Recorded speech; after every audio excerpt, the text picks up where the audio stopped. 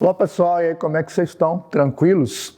Hoje nós vamos a mais uma videoaula aí falando sobre fatos históricos, um fato histórico aí muito importante, de muita importância e muito relevante para nós, como eu digo sempre aqui, para nós compreendermos aí o contexto, sobretudo o contexto que nós vivemos atualmente, porque a história, ela também tem muito disso, tem muito daquilo que nós chamamos de permanências, algo que ocorreu há um certo tempo atrás, e que aquelas práticas permanecem quase que inalteradas até hoje. E quando nós falamos de história do século XX, nós falamos de história de algo que está muito próximo de nós, né?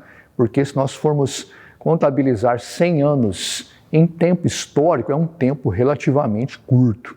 Olha só, hoje nós vamos falar da participação dos Estados Unidos na Primeira Guerra e a partir dali a ascensão de uma nova potência mundial, o surgimento da grande potência política, econômica e militar do século XX, talvez até do século XXI, pelo menos até esse momento que nós estamos vivendo aí na atualidade. Veja um detalhe muito importante nós citarmos nessa aula. Quando das disputas imperialistas aí do século XIX, segunda metade do século XIX, os Estados Unidos eles já despontavam como um grande país no aspecto industrial, no aspecto econômico, de grande relevância. Até mesmo porque foi um país que há um tempo atrás, desse período, conquista e luta pela sua independência, lá no ano de 1776, e eles saem desse processo de independência como o grande país aí das Américas na época. Talvez até por isso, ou muito por conta disso, quando nós nos referimos a americanos, nós geralmente nos lembramos, dos Estados Unidos. Eles próprios, eles se apropriaram desse termo em designação a eles mesmos, porque existem muitos conceitos lá no aspecto nacionalista e de que eles estão um pouco acima aí das outras nações. E isso já começa a ser um fato considerável aí no século XIX. Como nós falamos, nas disputas por espaços territoriais na África e na Ásia, ali no século XIX, segunda metade em diante, os americanos eles procuraram sempre se colocar aí de maneira neutra ou, no máximo, que defendendo uma divisão dessas regiões imperialistas de forma igual. Portanto, de alguma maneira, eles já implementam algo que nós chamamos na política capitalista de liberalismo, ou de livre funcionamento do mercado. Já os países da Europa defendiam mais um certo protecionismo, portanto, eles entravam constantemente em conflitos. Aí, por esses espaços, nós observamos que o comportamento dos Estados Unidos é de maior neutralidade e de uma conquista muito mais voltada aí na parte econômica, nesse aspecto exatamente. Olha só, os Estados Unidos eles entram na Primeira Guerra Mundial de forma efetiva, ou seja, enviando mais do que nós podemos recordar um pouco que o início do conflito ele se dá ali no ano de 1914. E os americanos, eles, desde o início, eles eram contrários a esse conflito da maneira com a qual ocorreu. No entanto, eles apoiam a Entente, composta ali por Rússia, França e Grã-Bretanha. E na primeira fase da guerra, eles se comprometem ali em estar enviando suprimentos, dos mais variados suprimentos que esses países precisavam para a guerra. Quando a Alemanha, que estava na outra frente, na Tríplice Aliança, ela endurece um pouco mais os combates, começa a afundar navios norte-americanos, os Estados Unidos se vê meio que numa obrigação de participar aí de forma efetiva. E eles enviam uma quantidade muito grande de combatentes para a Primeira Guerra Mundial, para auxiliar os países da Entente, mais ou menos aí 1,5 milhão de soldados. É uma força militar muito muito grande, muito considerável, que acaba por desequilibrar as forças a favor da Entente, como, né, você já deve ter estudado em alguma outra oportunidade. Olha só, e com a saída dos russos do conflito, como nós falamos aí, os constantes ataques dos submarinos, que era aquela tecnologia nova de guerra, estavam tendo aí praticando contra os americanos, eles se viram na iminência de entrarem aí no conflito, causando um forte, né, trazendo um apoio preponderante, primordial, imprescindível para a vitória dos países da Entente nesse conflito. Os norte-americanos tiveram uma participação efetiva.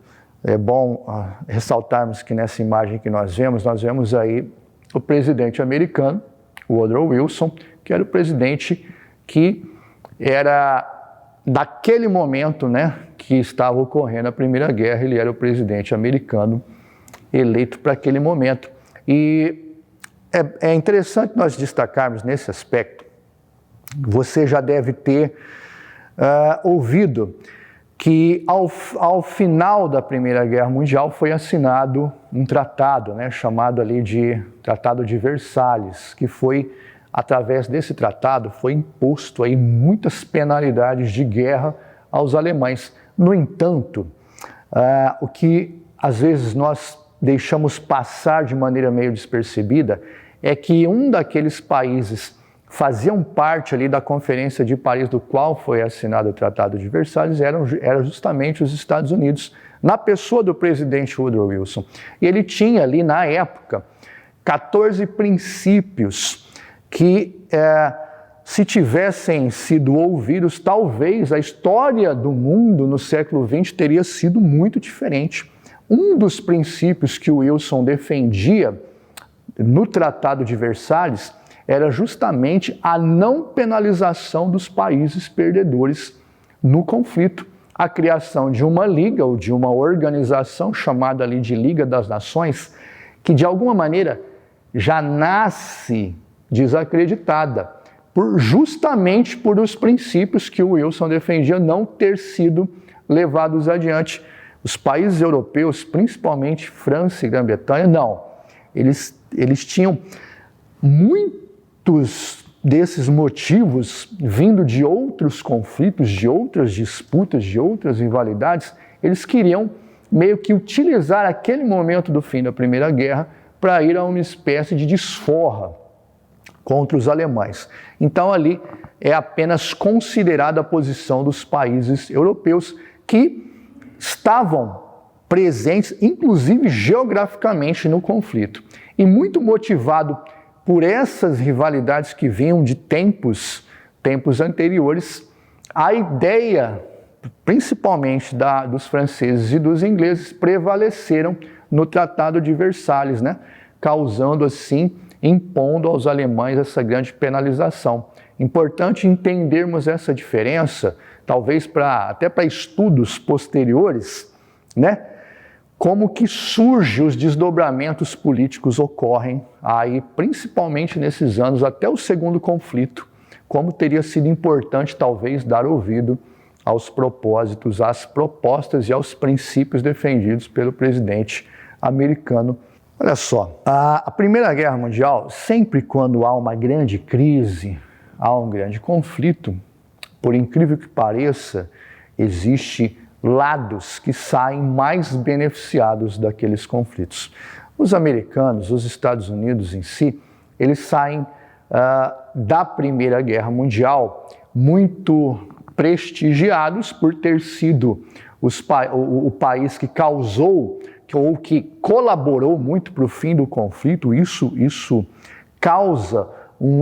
trouxe um grande prestígio para os americanos nesse aspecto, e principalmente economicamente. Por quê? Veja, aqueles países que estiveram envolvidos de maneira direta no conflito, França, Grã-Bretanha, Alemanha, eles contraíram muitas dívidas mesmo, né? Dívidas com os americanos, e agora os Estados Unidos passam a ser o maior país a maior potência econômica, inclusive exportando muitas mercadorias para esses países que estavam fragilizados, além também de exercer a sua hegemonia para o resto do mundo daquela época.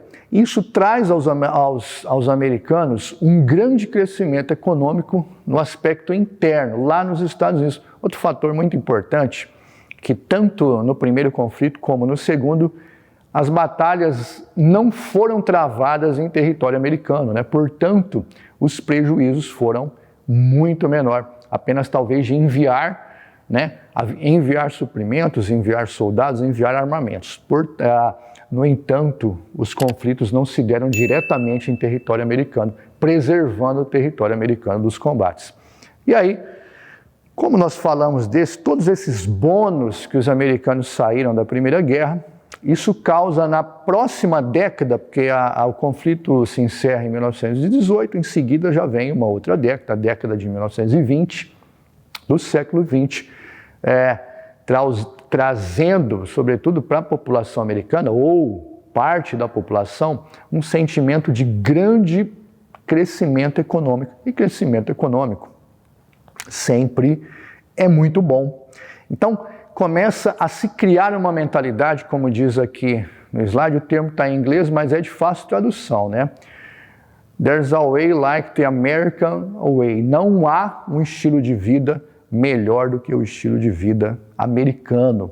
Essa mentalidade, ela começa a ser criada exatamente nos anos de 1920. Veja, é importante traçarmos um paralelo com a sociedade de hoje.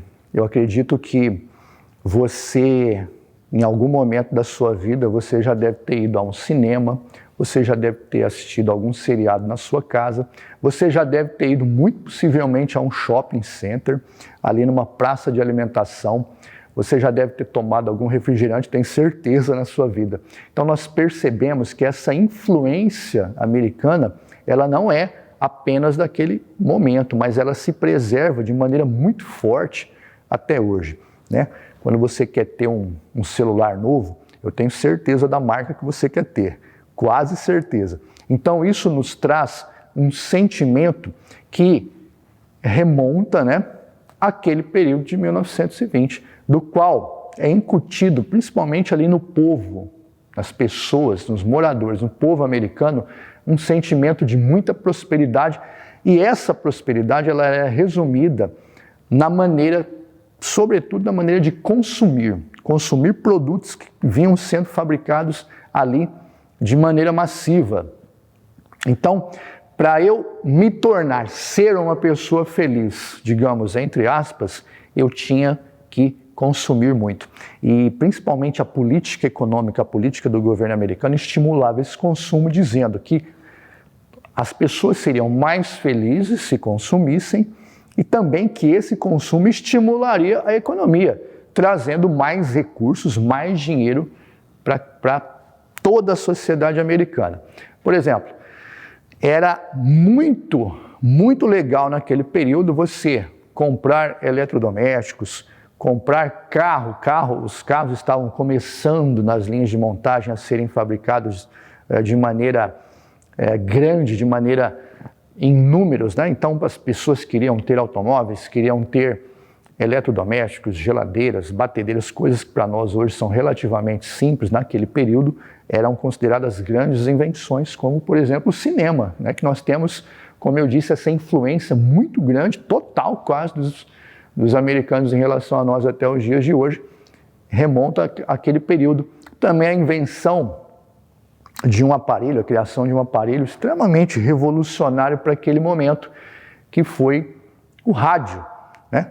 Nós temos aí rádios até hoje, mas naquele momento histórico era algo assim, muito importante. As pessoas faziam reuniões de família, né? Se reuniam para ouvir ali os programas de rádio. Tudo isso, acho que você deve saber bem disso. Quando você está muito entretido nas coisas que geram esse tipo de entretenimento, e hoje nós temos uma gama muito grande de variedades nesse aspecto, você acaba, geralmente, né, esquecendo de outras coisas que são relevantes. Isso acabou ocorrendo na sociedade americana daquele período, levando, assim, posteriormente a uma crise. Por isso que nós falamos exatamente aí da década de 20, porque posteriormente o capitalismo sofreu aí uma grande crise. Agora, nós vamos aí para a nossa atividade, mas nós podemos perceber que é uma atividade um pouco extensa que vai tratar de vários temas, ela vai aqui recordar vários temas que nós tratamos nessa videoaula, né? Então nós falamos aqui da questão americana, da participação norte-americana na guerra, falamos do aspecto deles se manterem neutros por um tempo, depois acabarem entrando, de como os americanos queriam que transcorresse ali os tratados de paz, a conferência de paz, que as opiniões do presidente Woodrow Wilson na época não foram acatadas, gerando aí uma série de rivalidades no continente europeu, rivalidades maiores talvez do que as que geraram o primeiro grande conflito mundial. Então, nessa atividade nós vamos fazer uma espécie aí de mini revisão, muito importante. Olha só, vamos analisar aqui as alternativas abaixo, de 1 a 4. Antes da guerra, os Estados Unidos defendiam a política de portas abertas como a melhor solução para a forte concorrência imperialista. Nesse campo, nesse âmbito, as autoridades do governo dos Estados Unidos acreditavam que todos os imperialistas tinham direitos iguais na exploração dos territórios da África e da Ásia. Olha só, acho que isso aqui está muito condizendo aqui do que nós falamos nessa videoaula, né? No dia 6 de abril de 1917, os Estados Unidos declararam guerra contra os alemães e os seus aliados. Um grande volume de soldados, tanques, navios e aviões de guerra foram utilizados para que a vitória da Entente fosse assegurada. Em pouco tempo, as tropas alemãs e austríacas foram derrotadas. Acredito também que confere que está muito de acordo com a aula que nós fizemos. Em 1917, os russos abandonaram a Tríplice Entente com a eclosão da Revolução Russa. Para as potências centrais, os impérios centrais, essa seria a oportunidade ideal para vencer o conflito. Finalmente, a quarta. Os alemães puseram em ação um ousado plano de atacar as embarcações que fornecessem mantimentos e armas para a Inglaterra. Nesse contexto, navios norte-americanos foram alvejados pelos submarinos da Alemanha. Nós podemos observar nessa atividade que as 4 alternativas elas estão muito em consonância com aquilo que nós falamos em aula, né? Então veja, apenas as afirmativas 1, 2 e 3 estiverem corretas, assinale, né? Se apenas as alternativas 1, 4 e 3 estiverem corretas. A C, se apenas as alternativas 2 e 3 estiverem corretas. E a D, assinalar se todas as alternativas das quais nós lemos estiverem corretas. Olha só, nos parece muito claro, né, de que todas essas alternativas aí estão de acordo com aquilo que nós discutimos, com aquilo que nós falamos e analisamos aí em sala de aula. Olha só, para você que está vendo essa videoaula, importante nós falarmos dessa cultura. Falamos nessa videoaula da cultura do consumismo, né? Desse estímulo exagerado que muitas vezes nós temos ao consumo. E da importância, em contrapartida, de cultivarmos, principalmente nesse período que nós estamos vivendo, que olha só, a exemplo da Primeira Guerra Mundial, também não deixa de ser um processo de crise mundial. Talvez até maior em outras proporções. Então, da importância de nós diversificarmos, né, muitos comportamentos, nos melhorarmos aí em muitas coisas e não ficarmos muitas vezes só concentrados ou apenas concentrados no excesso de consumismo, nesse desejo desenfreado de termos as coisas e investirmos mais o nosso tempo no conhecimento da história, por exemplo, de outras disciplinas. Então, fica essa dica aí, sempre crescendo, nos respeitando respeitando a todos. Um grande abraço e até a próxima videoaula.